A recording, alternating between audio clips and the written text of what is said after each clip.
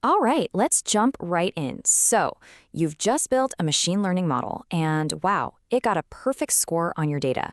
The question is it actually a genius, or did you just train a really, really good test taker? So here's what we're going to cover. First, we'll shatter that perfect score illusion. Then we'll talk about the first line of defense you can put up. After that, we'll get into a much more reliable way to test your model, uncover the real culprits behind errors, and finally, show you how to diagnose what's going on. Okay, so let's start right there. Your model hits 100% accuracy on the data you fed it. Time to celebrate, right? Well, maybe hold off on popping the champagne. That perfect score can actually be a huge red flag. So, why is it an illusion? This brings us to a classic trap in machine learning, a little something called overfitting, and it's what happens when things look a little too perfect. Basically, overfitting is when your model doesn't learn the general patterns. It just memorizes the answers. It learns every little detail, every quirk, even the random noise in your training data. So the second it sees something new, something it hasn't memorized, it has no idea what to do. Now, this graph here tells the whole story. See the solid line? That's the error on the training data. And yep, it's plummeting towards zero. Looks fantastic. But look at that dotted line. That's the error on new data. It gets better for a bit, but then it starts to climb back up.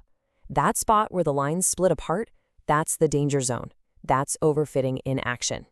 Honestly, the best way to think about it is this. It's like a student who memorizes every single question on the practice exam, but doesn't actually understand the subject.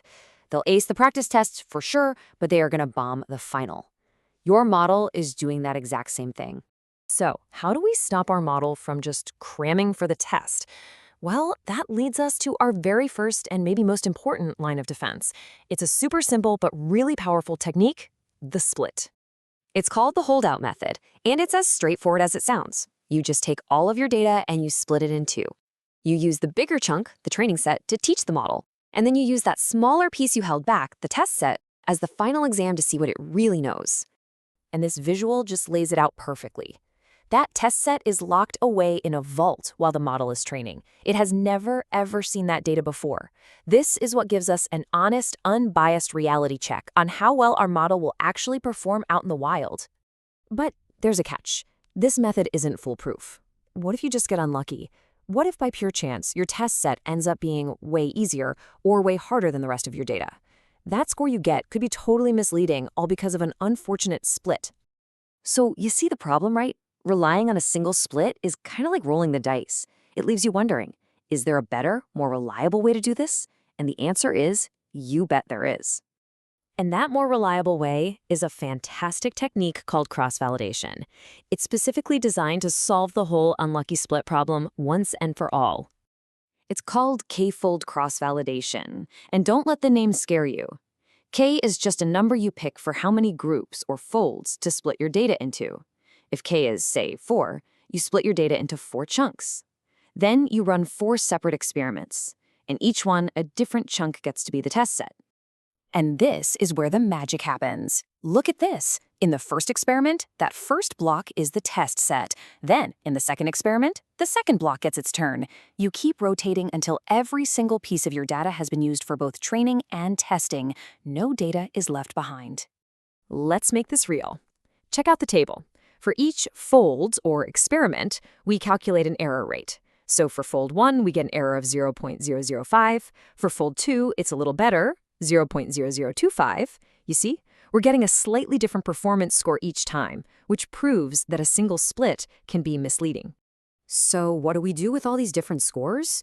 We don't just pick the best one. We do something much smarter. We just average them all together. That final average gives us one single, much more robust and trustworthy score for our model. It smooths out all the bumps from any one lucky or unlucky split. Okay, so we've got the how to test our model properly, but now we need to understand the what. When we get an error score, what is it actually made of? Well, pretty much all error can be broken down into 2 main culprits, bias and variance.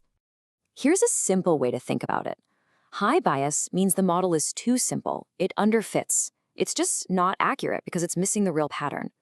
High variance is the opposite problem. The model is too complex, too sensitive. It overfits by chasing random noise. It's not precise, it's all over the place. And the numbers here tell the whole story. Look at that first row. The training error is tiny, just 1%, but the validation error skyrockets to 11%. That huge gap is a dead giveaway for high variance, or overfitting. Now look at the second row. Both errors are high, around 15% and 16%. That tells you the model just isn't getting it. That's a classic case of high bias. Okay, let's pull all these threads together. Let's talk about diagnosing your model. Because when you plot these errors, they leave behind clues, kind of like fingerprints at a crime scene. These two charts right here, they're like the mugshots for our two main suspects. On the left, you've got high bias. See how both lines are high and just flat? The model isn't really learning anything. But on the right, whoa, look at that canyon opening up between the two lines. That is the classic, unmistakable signature of high variance. That's our overfitter. So here's the bottom line, your diagnostic cheat sheet. If both your training and test errors are high, you have a bias problem. Your model's too simple. But if you see a big gap, where your training error is low but your test error is high, you've got a variance problem. Your model's way too complex. And that leaves us with one final big question to chew on. When you're out there building these things for the real world, what's actually more dangerous? A model that's too simple and consistently, predictably a little bit wrong? Or a model that's too sensitive, one that has memorized the past perfectly but could be wildly, unpredictably wrong about the future?